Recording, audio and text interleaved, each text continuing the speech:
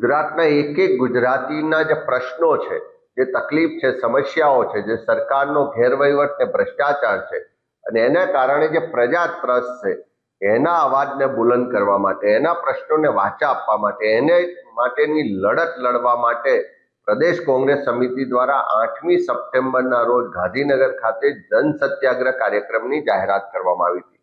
પણ આજે જે પરિસ્થિતિ છે, આખા ગુજરાતમાં ચારે તરફ ભારે વરસાદ વરસી રહ્યો છે, અનેક જગ્યાએ પૂરની સ્થિતિ છે, લોકોનું જીવન ધોરણ અત્યારે પ્રભાવિત થયું છે। એ સંજોગોને ધ્યાનમાં રાખીને આવતીકાલે જન સત્યાગ્રહનો કાર્યક્રમ મોકૂફ રાખવાનું નક્કી કરવામાં આવ્યું છે। ખાસ કરીને ગુજરાતના યુવાનો રોજગાર માટે સંઘર્ષ કરી રહ્યા છે,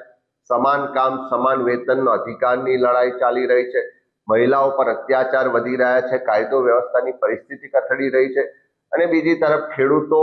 આર્થિક રીતે પાયમાલ છે, નાના વેપારીઓના પ્રશ્નો છે, જળ જંગલ જમીનના પ્રશ્નો છે। આ બધા જ મુદ્દાઓને લઈ અને આ જન સત્યાગ્રહનું આયોજન કરવામાં આવ્યું હતું। પણ જે પરિસ્થિતિ વરસાદી માહોલને કારણે થઈ છે, ત્યારે અમે આ મુદ્દાઓને લઈને લોકો માટે લડવા કટિબદ્ધ છીએ અને આવનારા દિવસોમાં પણ ફરી જન સત્યાગ્રહ લઈ અને આવીશું। પણ હાલની વરસાદી માહોલને પરિસ્થિતિને ધ્યાનમાં રાખી હું કોંગ્રેસના તમામ કાર્યકરોને વિનંતી કરું છું